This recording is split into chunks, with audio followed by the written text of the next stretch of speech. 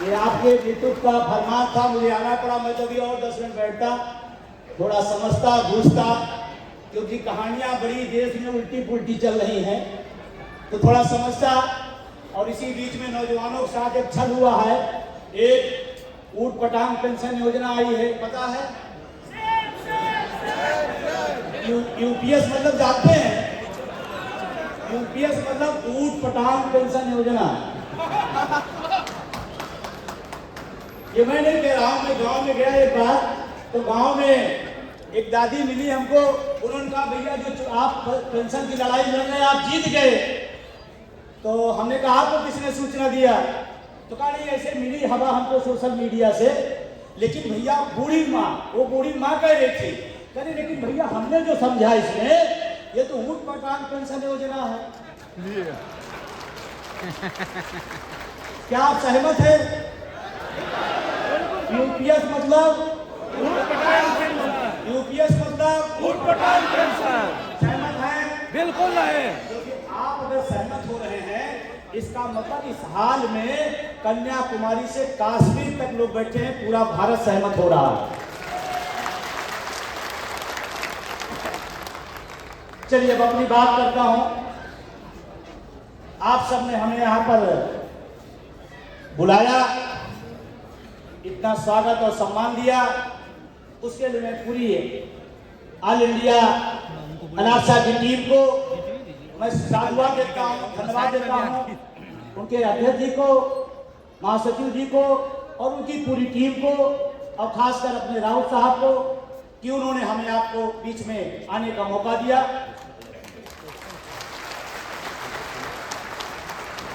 लेकिन मैं आपसे थोड़ी शिद्दत से बात करना चाहता हूं, क्योंकि मैं सुबह 8:30 बजे निकला हूं, भागे भागे घर से आया, फ्लाइट पकड़ी, फिर वहां से तुरंत जैसे अपहरण करके सीधे मंच पे लाल बैठा दिया गया। बिहार है ना।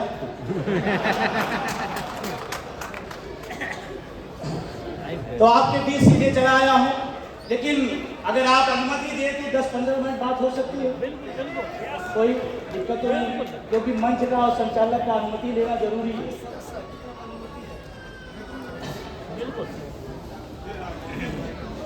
वो आप सुनो, तो 15 मिनट बात चलेगी? तैयार है? अगर आप तैयार हैं तो हम शुरू हैं।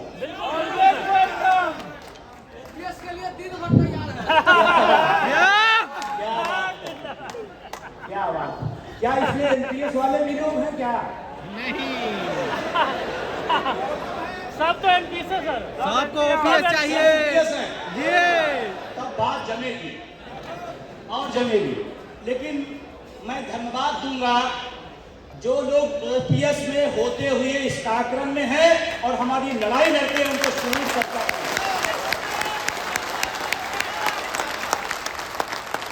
क्योंकि जिनकी लड़ाई है वो तो मैदान में हो, अच्छी बात है, लेकिन जो पेंशन में होते हुए भी आपकी लड़ाई में है, वो ज्यादा बड़े महारथी हैं और ज्यादा हमारे लिए मजबूत पिलर है। मैं उन्हें सैल्यूट करता हूं, धन्यवाद देता हूं। नाम लूंगा जब वो लंबा हो जाएगा, इसीलिए मैं नाम और इसीलिए मैं कहता हूं नाम में क्या रखा है। और आपसे भी कह रहा हूं, नाम छूट जाए तो छूट जाने देना। अगर आज इस कार्यक्रम की वजह से आपकी बस छूट जाए तो छूट जाने देना, ट्रेन भी छूट जाए तो छूट जाने देना, ओपीएस ना छूटने पाए, सब सही हो जाए।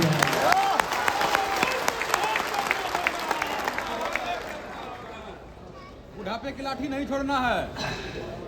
और आज मुझे इस बात की खुशी हो रही है, अलासा टीम को मैं कितनी बार धन्यवाद दूं। आज इसमें हमारी मात शक्तियां बड़ी संख्या में आई हैं, बहुत सारे लोग परिवार से आए हैं, वो बहुत आभारी हैं उनके। हम सब बहुत शानदार निर्णय लिया कि परिवार के साथ बीच में आए हैं। और जब लड़ाई बड़ी हो तो परिवार को साथ रखना पड़ेगा।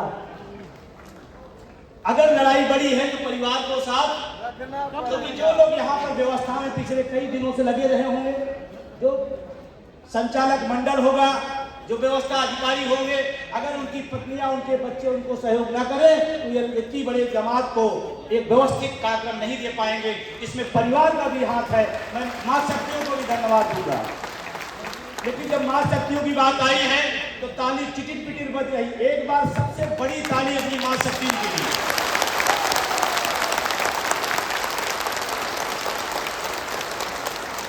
बहन हमारी बैठी है, अच्छी बात है कि नहीं?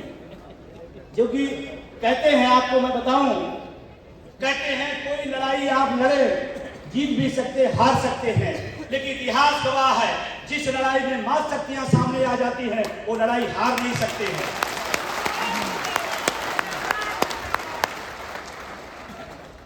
अब आते हैं अपने मेन पॉइंट पर। इस 24वां में बीजीएम में आए हुए तमाम देश भर के कोने कोने से लोको पायलट साथियों का मैं स्वागत करता हूं, अभिनंदन करता हूं। और हम जानते हैं आपके सफर दर्द भरे हैं, आपके रास्ते दर्द भरे हैं, आप हजारों को रोज रास्ते पर मंजिल पर पहुंचाते हैं, लेकिन आपका जीवन कठिन है, ये बात मुझे पता है। जो हजारों लोगों को सुकून से रोज, एक दिन नहीं, रोज हजारों लोगों को उनकी मंजिल पर पहुंचाता है, उन लोगों पायलट की मंजिल खुद नहीं पता चल पा रही इस परिस्थितियों में। अभी मैं चुनाव चल रहा था, मैं गया था रायपुर, संजोग से दो साथी हमारे काफी देर तक साथ में रहे लोको पायलट, तो पता नहीं कब आए हैं कितने साथी लोग, वो दो लोग हमारे साथ थे। और पूरे रास्ते मैं आपको ये बात तो इसलिए बताना चाहता हूं, दोनों लोग पूरे रास्ते वो घटनाएं हमको बताए, वो चीजें बताई कि हमारे रोए खड़े हो गए कि क्या इसी आजाद भारत में क्या कुछ लोग गुलाम बनाने की भी प्रवृत्ति आ गई है क्या? ऐसे लोको पायलट जिन्होंने बताया कितना टेम्परेचर इंजन पर होता है, मैं तो दंग सुनकर दंग रह गया। उसमें जाने की बात छोड़ दो, इतना टेम्परेचर 54 कितना बता रहे थे, 54-55 बता रहे थे कि इतनी डिग्री में हम इस भारत की रेल को, इस शान को हम यात्रियों के लिए इतने टेम्परेचर में लेकर जाते हैं। हो जाएगा। उसमें भी एक बात बताई कि जो बाथरूम की व्यवस्था है वो नहीं है। अरे भाई, हम कहते हैं हम 21वीं सदी में जी रहे हैं, हम कहते हैं हम दुनिया की आर्थिक महाशक्ति बन रहे हैं, लेकिन जिनकी बदौलत बन रहे हैं उन्हें भी तो साझीदार बनाओ, उन्हें भी तो साझीदार बनाओ। कि कागज पर होगा और कुछ संघ उद्योगपति ही इस देश में बड़ी बड़ी पूंजी के हकदार होंगे। मुझे ताज्जुब हो रहा था, मैं नहीं जानता था, मैं उस दिन महसूस हुआ कितना टेम्परेचर में। और मैं चाहे भारत सरकार हो, मैं चाहे देश के रक्षा मंत्री हो, उसे आजकल प्रधानमंत्री के बाद कोई मंत्री उतरी है नहीं, फोटो सेशन के लिए होंगे, लेकिन कोई विभाग कोई नहीं है। एक ही प्रधानमंत्री है, एक ही चौकीदार है, एक ही शहंशाह है, एक ही ताजो हरम है, जो उनको कह दिया सब वही है। रेल मंत्री पहले होता था, हम लोग इलाहाबाद यूनिवर्सिटी के छात्र हैं, छात्र राजनीति से भी निकले हुए हैं, हम लोग फट से कहते थे आज रेल का बजट पास होगा, मतलब पूरा देश गौरवान्वित महसूस होता था। उस व्यवस्था को खत्म किया गया। हम आप असहमत हो सकते हैं, लेकिन रेल का बजट लगाया आता था और रेल के लिए और पूरे देश के लिए अच्छा था। ये हमारे साथ नाइंसाफी किया गया। तो हम लोग पढ़ा करते थे, जनरल नॉलेज के लिए पढ़ा करते थे, कौन सी ट्रेन कहां से चली, कौन सी लाइन बिछाई जाएगी, कब तक पूरा होगी, इसको नॉलेज बटोरा जाता था। आज क्या है, नहीं, एक ही आदमी सब चले। आज ट्यूब के लिए रेल मंत्री जी रह गए हैं, रेल मंत्री। और मैं रेल मंत्री जी अगर किसी वजह से मीडिया के माध्यम से मेरी बात चल रही है, सुन रहे हैं या सुन रहे हैं, तो मैं विनम्र निवेदन करता हूं, इन लोको पायलट इस देश की उस सवारी को ले जाने का काम करते हैं जिसमें भारत की आत्माएं सफर करती हैं, उनको तो व्यवस्थित कर लीजिए, ये मैं आपसे निवेदन कर रहा था। हमारे महाशक्तियां आई हैं। पहले हमारा अनुभव क्या था, देखिए जब आप दूर होते तो पता नहीं चलता ना। पहले हम सोचते थे, हम जब एक सामान्य यात्री होते थे, ट्रेन लेट होती थी तो लोको पायलट को हजारों गालियां, बाद में पता चला लोको पायलट तो कहता हम टाइम पर अपनी रेल खड़ी करके अपने घर जाना चाहते हैं, हम क्यों लेट करेंगे, हम तो चाहते हैं अपने परिवार पहुंच जाए, बच्चों भी पहुंच जाए, और व्यवस्था वो खराब करेंगे। गालियां किसके खाते में, गालियां लोगों पायलट खाते। क्यों भाई? आप व्यवस्था दो। और अभी जो एक सिग्नल वाला मामला आया, ये तो बहुत ही मतलब मेरी पहली बात तो कोई गलती करना नहीं चाहता, लेकिन मानवीय दृष्टिकोण से अगर गलती हो गई, सिग्नल क्रॉस हो गया, तो सीधे आप क्या कर रहे हैं? तो अगर एक मंत्री भ्रष्टाचार में आरोपित हो जाए, सिद्ध हो जाए, तो उसको गंगा सागर में ले जाकर फेंक आइए। क्यों रहता है भाई? क्यों मंत्री रहेगा? क्यों मंत्री रहेगा? एक हमारी और मेरे लिए चाहते हुए आपकी व्यवस्था की खामियों की वजह से अगर ऐसा हुआ तो आप पनिश लीजिए, एक नियम बनाइए, तरीका बनाइए। इसका नहीं मतलब आप फांसी पे आप चढ़ा दें, ऐसा तो नहीं होना चाहिए। क्या मैं सही कह रहा हूं? यही बात जब कहता हूं तो बहुतों के यहां दर्द शुरू हो जाता है, और लेकिन मैं सच कहूंगा और मैं आपको बता दूं, मैं झूठ नहीं बोलता क्योंकि मैं प्रधानमंत्री नहीं हूं।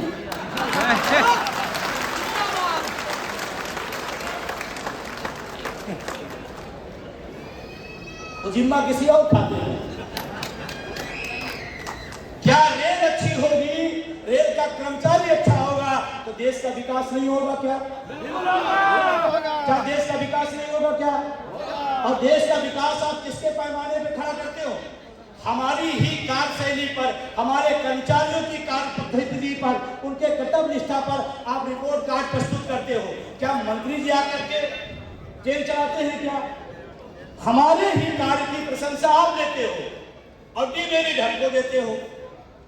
भाइयों और बहनों, आप समझ रहे हैं? अच्छा, आप दूर से सिग्नल समझ जाते हैं। तो हमारी कर्तव्य निष्ठा का प्रमाण पत्र आप लेकर घूमते हैं और जितनी डिमेरिट वो हमारे खाते में देते हैं। ऐसा नहीं होना चाहिए। अगर हमने अच्छा काम किया है, हमने इस देश की सेवा की है, हमने रेल को शान बनाई है, तो हमारी भी उसमें भागीदारी होनी चाहिए। और भागीदारी क्या? एक ही भागीदारी दे दो, बुढ़ापे की इलाज। एक ही भागीदारी दे दो। क्या?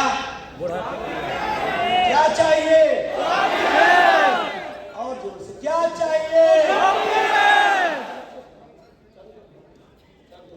क्या चाहिए? क्या चाहिए? और मजेदार बताओ, जो हाथ नहीं उठाए उनको नहीं मिलेंगे क्योंकि लिस्ट हम ही से मांगी जाएगी, हम नाम काट देंगे।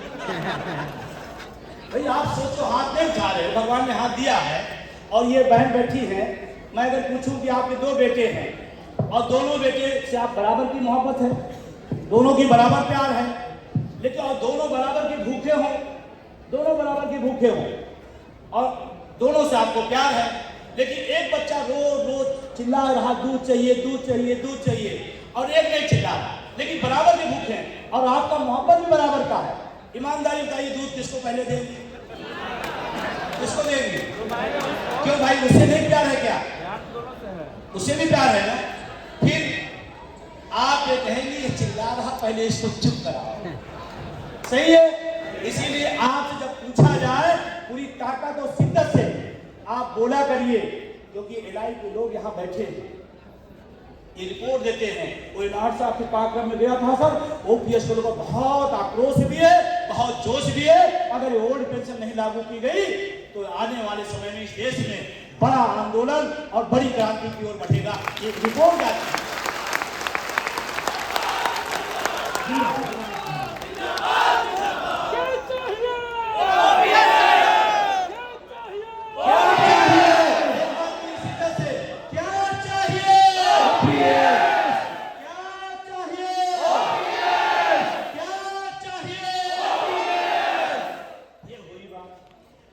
अब इसको जानते हैं, एलआई का जो रिपोर्ट भेजेगा वो कहेगा कि लालसा वाले अब बिना ओपीएस के मानने वाले नहीं है।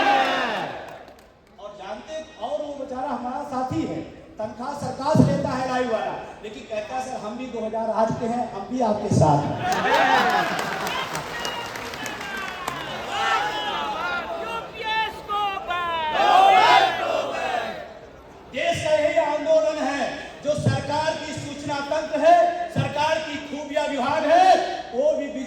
के साथ है, क्योंकि मेरे पास लोग फोन करते हैं, मेरे पास फोन करते हैं, एलआई के लोग, आईपी के लोग, सर क्या हो रहा है? हमने कहा आप साथ दो। कहा सर हम तो साथ दे रहे हैं, अगर 500 होती तो 1000 बताता हूं, क्योंकि मेरी भी तो लड़ाई है। राव साहब कहाँ गए? वो मेरी भी तो लड़ाई है। तो ये आंदोलन कितने लोग विश्वास है कि हो जाएगा? हो जाएगा। मंच वाले हाथ नीचे करें कि हमको नेता हम क्यों मारी खा दे, जबकि इन्हीं के दम पे लड़ना है। हो जाएगा, हो जाएगा। विश्वास है, विश्वास है, विश्वास है। आपको ना हो तो मैं बता दूं, इन ओपीएस के संघर्षों की बदौलत जब यह आंदोलन शुरू हुआ, हर आदमी कहता नहीं हो सकता, नहीं हो सकता, और मैं आपको आज के बीच में कसम खा कहता हूं, जब दुनिया कहती नहीं हो सकता तो विजय का मन और मजबूत होता। इसी को करके दिखाना है, इसी का नाम होना चाहिए ओपीएस।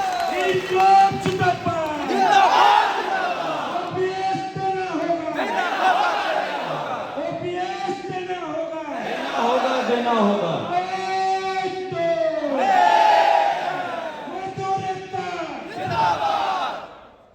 हमने अपने संघर्षों से, आप सबके सहयोग से राजस्थान, छत्तीसगढ़, झारखंड और हिमाचल पुरानी पेंशन बहाल कराई है। इसी देश के भाग हैं, इसी देश के प्रदेश हैं। कुछ लोग झारखंड से आए होंगे, कुछ लोग छत्तीसगढ़ से आए होंगे, कुछ लोग पश्चिम बंगाल से आए होंगे, जहां ऑलरेडी पुरानी पेंशन है। 5-5, 6-6 राज्यों के अंदर संघर्षों के दम पर पुरानी पेंशन आई है।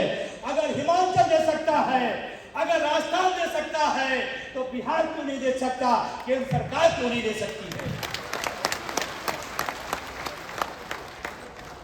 लड़ना पड़ेगा। तैयार है? लड़ेंगे, लड़ेंगे, मिलकर लड़ेंगे, मिलकर लड़ेंगे, मिलकर लड़ेंगे। आज आपको मैं कह रहा हूं, आपको उसका फार्मूला भी बताऊंगा, लड़ाई कैसे आगे बढ़ेगी और कैसे पेंशन बहाल होगी। मैं आपके बीच में एलार्सा की जहां बात होती है, सबसे अनुशासित संगठन में पूरी इंडिया में आपकी पहचान है। सबसे अनुशासित संगठन में अगर नाम है तो एलार्सा का है। जिंदाबाद, जिंदाबाद, जिंदाबाद, जिंदाबाद, जिंदाबाद, जिंदाबाद, जिंदाबाद। तमाम बड़ी बड़ी लड़ाइयों में एलार्सा का बहुत बड़ा योगदान है। उसका श्रेय हो सकता कोई और ले रहा हो, यश गाथा कोई और गा रहा हो, लेकिन मैं जानता हूं उसकी जमीनी हकीकत में एलार्सा की मिट्टी और उसकी ताकत जुड़ी थी, तो बड़ी बड़ी लड़ाइयां जीती गई। एक बार हड़ताल भी हुई थी, तब हम लोग थे ही नहीं, पढ़ा इतिहास में, लेकिन उस इतिहास में अगर पढ़ा जाता है तो अगर कोई निस्वार्थ भाव से, बिना किसी लाभ हानि के, किसी बिना राजनीतिक गुणागणित के उस हड़ताल में अगर मजबूती से कोई खड़ा रहा तो एलार्सा खड़ा रहा। जिंदाबाद, जिंदाबाद, जिंदाबाद, जिंदाबाद। बल्कि कुछ लड़ने वाले बीच में भाग भी गए थे, कुछ लोग भागे भी थे, वो लायर हो गए थे। गलत तो नहीं हूं, गलत तो नहीं हूं, अगर सही हो क्योंकि मैं सबसे छोटा हूं, कोई दिक्कत नहीं। कुछ लोग भाग भी गए, लायर कर्मचारी हो गए। अरे उनको हमारी भाषा में जानते हैं, लायर नहीं कहते हैं, कायर कहते हैं, भगोड़ा कहते हैं। हम लोग गांव के लोग हैं, गांव से जुड़े लोग हैं और बिहारी मिट्टी पे खड़े हैं, उनको कुछ और कहते हैं। लेकिन चलिए कोई बात नहीं, हमें क्या करना है, हमारे बैनर को क्या करना है, ये हमारे लिए महत्वपूर्ण है और उसी रोड मैप पे चलना है। मैं आपको फिर आज इस पूरे एलार्सा के इस बीजीएम में ऐलान कर रहा हूं, ध्यान से, और रिकॉर्ड हो रहा मीडिया के भी लोग हैं, मैं पूरी शिद्दत, पूरी जिम्मेदारी से कह रहा हूं, इस देश में 110% पुरानी पेंशन बहाल होगी। 110%। कोई रोक नहीं सकता है, जितनी ताकत शिद्दत से करना चाहे कर ले, रोक नहीं सकते। उसके पीछे का मैं कारण बता रहा हूं, उसके पीछे का कारण बता रहा हूं। ये घर घर लड़ाई जा रही है, ये लड़ाई कोई कर्मचारी तक नहीं है, ये लड़ाई घर घर जाएगी, क्योंकि बुढ़ापे की लाठी जब हमको मिलेगी तो हमारे ही काम नहीं आएगी। पेंशन 3 पीढ़ियों के काम आती है। कितने? 3 पीढ़ियों की। अगर बाबा ने लिया तो बाबा ने खाया होगा, उसके दम पर हमारे पिताजी रहे होंगे, पिताजी अगर नहीं रोजगार पाए होंगे तो नाती पोते उसी पेंशन से एमबीबीएस, डॉक्टर, आईएएस, पीसीएस बने हैं। ये है पेंशन की ताकत। कोई पेंशन टुकड़े का पैसा नहीं है कि थोड़ा टुकड़ा पैसा मिल गया वो है। ये हमारे सम्मान सम्मान का विषय है पेंशन। जो लोग पेंशन पा रहे होंगे मैं उनको सलूट भी करता हूं, और उनकी घर में इज्जत भी 100 गुना ज्यादा होगी उसी पेंशन की बदौलत, उसी पेंशन की बदौलत। ये पेंशन सिर्फ खैरात नहीं है, सुप्रीम कोर्ट ने बोला है, सुप्रीम कोर्ट ने कहा है पेंशन कोई भीख और खैरात नहीं है, ये कर्मचारियों के पूरे जीवन का किए हुए कार्य का प्रतिफल है पुरानी पेंशन। और आपको मैं बताता हूं, मैं बहुत ज्यादा तो नहीं कह रहा, लेकिन ओल्ड पेंशन की हैसियत समझिएगा। आप यूं नहीं कि एलआरसा ने कह दिया, किसी ने कह दिया, मैं चला आया। आपको समझना पड़ेगा कि ये लड़ाई कितनी बड़ी है और हमारे लिए कितना महत्वपूर्ण है। हमारे जीवन के लिए ओल्ड पेंशन कितनी जरूरी है, इस बात को समझो नौजवानों। आपका वेतन अगर 2 दिन, 4 दिन, 5 दिन, 15 दिन रुक जाए, आपके घर के खर्चे, घर का हालात खराब हो जाते हैं। क्योंकि हम लोग नौकरी पेशा लोग हैं, हमारे पास कोई विरासत और राजवाड़ा नहीं है। हमारे पूरे परिवार की पढ़ाई लिखाई, खाना खर्चा, माँ बाप की दवाई उसी वेतन से चलता है। यस या नो?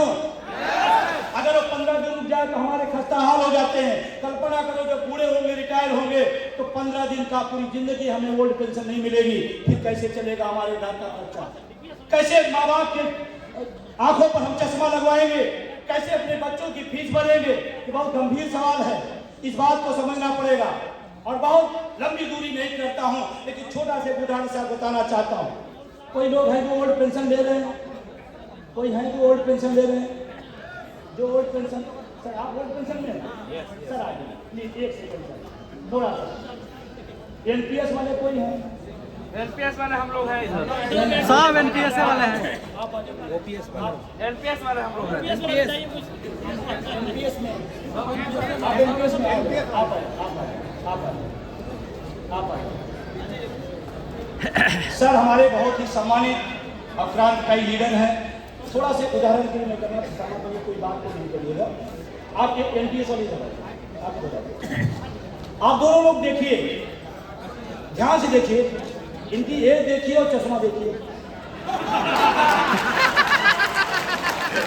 हम समझिए ना, लोग कहते हैं ओल्ड पेंशन न्यू पेंशन अंतर क्या? अरे इधर इतने के बाद भी चश्मा वश्मा, इधर पेंशन का टेंशन। समझ में आ रही है ओल्ड पेंशन ना? इधर देखिए और इधर, ये बेचारे मुस्कुरा रहे हैं जबरदस्ती, ये रोज होस्टेस की तरह। ये अंदर से नहीं मुस्कुरा रहे हैं, मजबूरन हम मुस्कुरा रहे हैं। ये है एनपीएस, ये है ओपीएस, ये है फर्क। अब फर्क मैं बताऊं आपको, क्योंकि इसको जानना जरूरी है। फर्क बताऊं, जब आपने अपने घर में कहेंगे अपनी बहू से कि मुझे पटना जाना है, बीजीएम है, बहू थोड़ा चाय बना देना, तो बहू जानते क्या कहेंगे? बाबूजी आपका स्वास्थ्य ठीक रहे, ये ज्यादा हो गई, काफी लीजिए और काजू थोड़ा लेते जाइए और बादाम भी खाते जाइए रास्ते पे, क्योंकि आपको फिट रहना जरूरी है।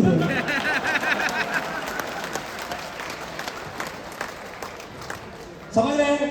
जितना बोलेंगे उससे ज्यादा। इन्होंने कहा कि बेटा 8 बजे चाय, तो 5 बजे चाय मिल जाएगी, बिस्किट साथ में मिलेगा, क्योंकि पता है एक शब्द है इसे, उसको अदरवाइज नहीं लेना है, बूढ़े को जिंदा, बूढ़े को जिंदा रखना जरूरी है। क्यों? इनकी शरीर से मोहब्बत नहीं है।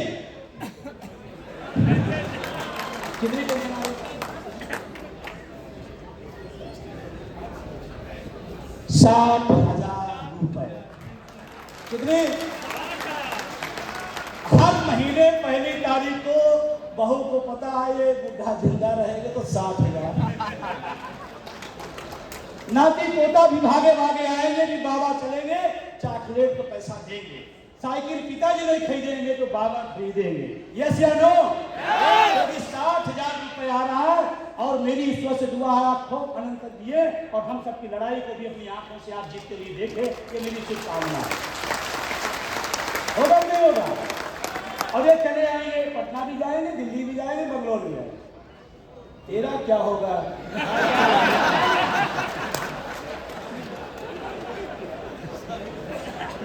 अरे एमपीएस वाले बूढ़े नहीं होंगे क्या? ये रिटायर नहीं होंगे क्या?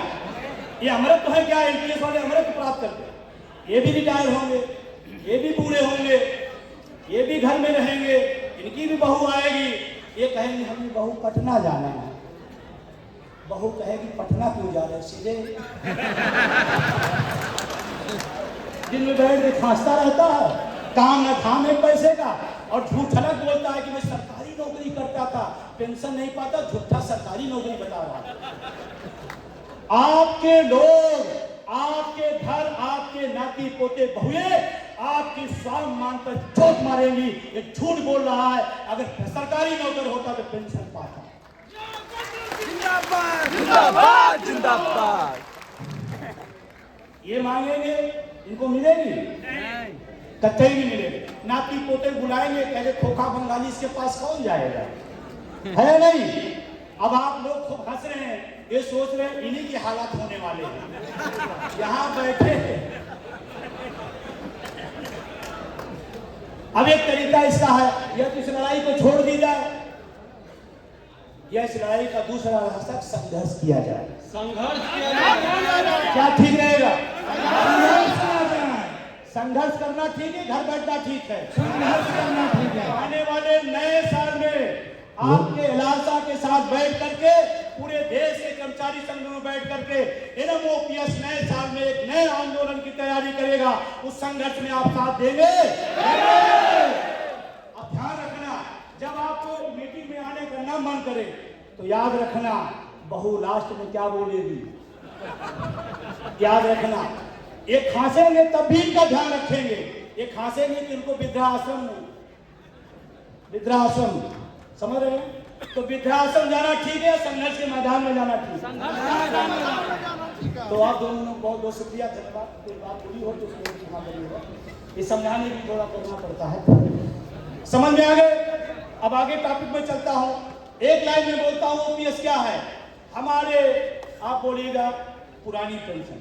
हमारे बूढ़े माँ बाप की दवाई है पुरानी पेंशन।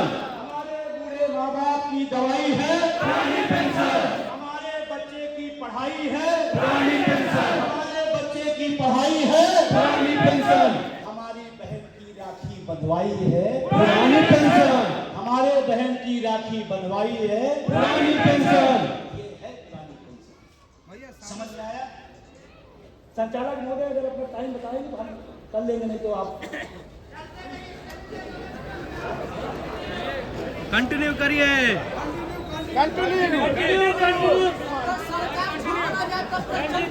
ठीक है, ठीक है। हमें आपको भी ध्यान रखना है, हमें मंच को भी ध्यान रखना है, संचालक को भी ध्यान रखना है। हम जानते हैं आप और सुनना चाहते हैं, अभी सुनाता हूँ एक बात और आपको। अब जो एनपीएस यूपीएस की कहानी है, इसको कोई पसंद कर रहा है? नहीं। एनपीएस मतलब नॉन पेंशन स्कीम, यूपीएस मतलब ऊट पटांग पेंशन योजना। इसको हमें स्वीकार नहीं करेंगे, नहीं करना है। हमें चाहिए पुरानी पेंशन। लेकिन उससे बड़ी एक और समस्या रेलवे पूरे देश में आ गई, निजीकरण। निजीकरण कितने लोग समर्थक हैं? कोई एक साथी? निजीकरण का कोई, निजीकरण के खिलाफ कितने लोग हैं? सभी। निजीकरण के खिलाफ कितने लोग हैं? सभी लोग। अब निजीकरण को तो समझ लीजिए, एनपीएस इसका छोटा सा पार्ट है, निजीकरण पूरा सुरसा का मुंह है। निजीकरण, एनपीएस, निजीकरण क्या हुआ? हमें सरकारी पेंशन मिलती थी, प्राइवेट भी पहला प्रोजेक्ट है पेंशन को खत्म करना, निजीकरण पहला वही शुरू हुआ। तो जब सोचो एक प्रोजेक्ट से हमारा ये हाल हो गया, अगर संस्थाएं, पद, विभाग सब हमारा छिन जाएगा तो गरीब गुरबा किसान मजदूर का बेटा नौकरी कहां पाएगा? तो निजीकरण एक बड़ा सवाल है और मैं कह के जा रहा हूं आपसे, निम्न और मध्य वर्ग के खिलाफ, निम्न और मध्य वर्ग के खिलाफ अमीरों का षड्यंत्र है निजीकरण। नहीं चलेगा। निजीकरण आप समझे का मुंह है। आप एरोप्लेन दे रहे हैं, आप फ्लाइट, आप जो है एयरपोर्ट दे रहे हैं, रेल दे रहे हैं, पटरियां दे रहे हैं। मैं कहता हूं जावेद साहब मेरी बात काट दें, अडानी को शौक है इस देश में ट्रेन चलाने की। हमारा बहुत बड़ा भूभाग अभी ट्रेन से आच्छादित नहीं है। जहां पटरियां बिछाओ, लाइट बिछाओ, टैगमेंट लगाओ, सिग्नल लगाओ, स्टेशन बनाओ, डिब्बे बनाओ, रेल चलाओ, वहां क्यों नहीं चला रहे हो? क्योंकि वहां पैसा लगेगा। हमारे टैक्स से बने हुए स्टेशन, हमारे टैक्स से बने हुए डिब्बे, हमारे टैक्स से बने हुए सिग्नल और पटरियों पे आप ट्रेन चलाना चाहते हैं। मैं कहता हूं भारत का बहुत बड़ा भूभाग रेल से वंचित है। वहां बिछाओ और कमाओ, वहां नहीं जाओगे। वो पटना लेंगे, वो लखनऊ लेंगे, वो दिल्ली लेंगे, क्योंकि ये बड़ा बनाना है, माल कमाना है। हम इसका पुरजोर विरोध करते हैं। ये कमारा समाज के लिए, कमेरा समाज के लिए, मजदूर के लिए ये अभिशाप है। इसके खिलाफ खड़ा होना पड़ेगा। और आपसे मैं कहता हूं, आने वाले समय में जो गति निजीकरण की चल रही है, अगर यही रही तो आपको नौकरियां तो मिल गई, लेकिन बच्चों को नौकरियां नहीं मिली। आउटसोर्सिंग संविदा क्यों रखा जा रहा है? क्योंकि अस्थायी पद खत्म, आउटसोर्सिंग संविदा पर हम कक्षा 4 पढ़ने वाले बच्चे को 4000 फीस देते हैं। आउटसोर्सिंग नौकरी करेगा 5000 रुपए को। यही है भारत में उभरता भारत, यही भारत, ये उभरता भारत है। आप समझिए इस बात को। इसलिए निजीकरण बहुत बड़ा चाप है। और ये लड़ाई जो निजीकरण के खिलाफ डॉक्टर उसरी साहब और तमाम सारे लोग लगातार काम कर रहे हैं, उसमें हम सबको पूरी शिद्दत के साथ खड़ा होना पड़ेगा। अगर रेल रहेगी, स्टेशन रहेंगे, तब हमारे बच्चों का भविष्य होगा, हमारे पास नौकरियां होंगी, नौकरियां खत्म कर दी जाएंगी। सहमत है मेरी बात से? अच्छा, नौकरियों में कौन जाता है? सांसद का बेटा, उद्योगपति का बेटा, मुख्यमंत्री का बेटा, अरे वही कमेरा समाज का मजदूर का बेटा जाता है एक ख्वाब लेकर के, एक ख्वाब लेकर के कि हम अपने परिवार को तरक्की देंगे, एक ख्वाब लेकर के अपने बच्चों को अच्छी शिक्षा देंगे। सोच के देखो, बहुत बड़ी समस्या आपके सामने है। लेकिन मैं आपको सलूट करूंगा कि जब भी निजीकरण के खिलाफ लड़ाई आएगी, ओपीएस के समर्थन में लड़ाई आएगी, उसमें एलान साहब पूरी ताकत के साथ खड़ा होगा। ये बात गर्व से आप कह सकते हैं, ये बात आप बहुत गर्व के साथ कहेंगे। और मैं एनएमओपीएस का अध्यक्ष, राष्ट्रीय अध्यक्ष होने नाते हमारे पूरे आंदोलन में बिना किसी लांग लपेट, बिना किसी शर्त के पूरे देश भर में एलान साहब एनएमओपीएस के साथ खड़ा रहा। मैं इसके लिए शुक्रिया अदा करता हूँ। लास्ट बात अपनी कहकर विदा दूंगा। जिंदाबाद, जिंदाबाद, जिंदाबाद। लास्ट बात अपनी बात पे खत्म करूंगा, क्योंकि बहुत सारे वक्ता हैं। इस देश का अर्धसैनिक बल जो बॉर्डर पर जाकर हमारे देश की रक्षा करता है, किस घरों से जाता है? हमारा भाई किसान का, मजदूर का बेटा जाता है, उसको पेंशन खत्म कर दी गई। इस देश का माननीय 4 पेंशन लेंगे और हमारा भाई अर्धसैनिक बल देश की रक्षा करेगा, एक भी पेंशन नहीं पाएगा। ये कौन सा राष्ट्रवाद है प्रधानमंत्री जी? मैं पूछना चाहता हूं आपसे। देश का अर्धसैनिक बल पेंशन नहीं पाएगा, सामाजिक सुरक्षा नहीं पाएगा, और सांसद मंत्री एसी में बैठ करके पेंशन पाएगा। ये राष्ट्रवाद नहीं है, ये छद्म राष्ट्रवाद है। मेरे पास रोज फोन आते हैं, असम के बॉर्डर से बोल रहा हूँ, कश्मीर के बॉर्डर से बोल रहा हूँ, विजय बंधु बोल रहा, सब सलूट करता हूँ, धन्यवाद देता हूँ। आप मेरी बात कह रहे हैं, क्योंकि मैं गोली तो चला सकता हूँ, लेकिन मुंह नहीं चला सकता। मैं गोली को चला सकता हूँ, नहीं बोल नहीं सकता। मुझे सलूट है विजय बंधु पर। मैं एनएमओपीएस को सलूट करता हूँ, उनके सहयोगी से सलूट करता।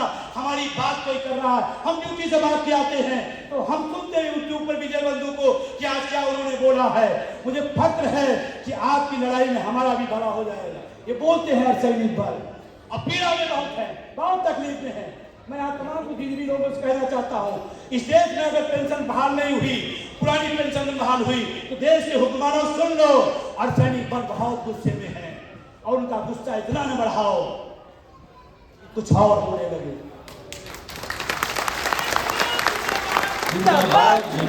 कहते हैं, फोन पे कहते हैं, सर अब हमारी गोली पाकिस्तान तरफ जाए न जाए, लेकिन अब हमारे को जानकारी जब से हुई, अब मनता है नेताओं की तरफ। हमने कहा नहीं, गांधी का देश है, ये पटेल का देश है, आप देश की रक्षा करो, हम लोग मिलकर के आपके बुढ़ापे की रक्षा हमारी जिम्मेदारी है।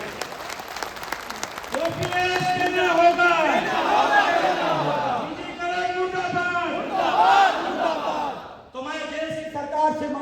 हूं, हमें तो डिमांड देना लेकिन देश के अर्धसैनिक बलों को तत्काल पुरानी पेंशन बहाल होनी चाहिए। ये डिमांड अनारसा के राष्ट्रीय विजन से जाना चाहिए और पेंशन न देना पड़े तो 4 साल को कर दिया अग्निवीर आपने। अग्निवीर 4 साल, नेता जब तक जिंदा रहेगा, मुख्यमंत्री और प्रधानमंत्री रहेगा और सैनिक हमारा 4 साल में लौट के चला आएगा। ये अग्निवीर व्यवस्था। और निजीकरण का अगर इतना शौक है तो प्रधानमंत्री से विनम्रता निवेदन करता हूं, सारे जितने अर्धसैनिक बल लगे हैं, कमांडो, बैक कमांडो, एसपीजी हटा दीजिए, आउटसोर्सिंग संहिता के सुरक्षा गार्ड लग लीजिए, निजीकरण आपको पता चल जाएगा। निजीकरण नहीं होगा। उनको चाहिए बंगला सरकारी, गाड़ी सरकारी, ड्राइवर सरकारी, नौकर, सुरक्षा, सब कुछ सरकारी चाहिए। जनता के लिए सब प्राइवेट चाहिए। हम इसके खिलाफ हैं। आप सबने मुझे इतना सम्मान दिया, आप सबने सुना, बहुत अच्छा लगा और पूरी खुशी है कि आज पूरे देश के लोको पायलट आज हमारे सामने हैं। मुझे फक्र है आप सब पर। आप देश की शान हैं, रेल की शान है। आप सबको बिग सैल्यूट, धन्यवाद। विजय कुमार बंधु जिंदाबाद।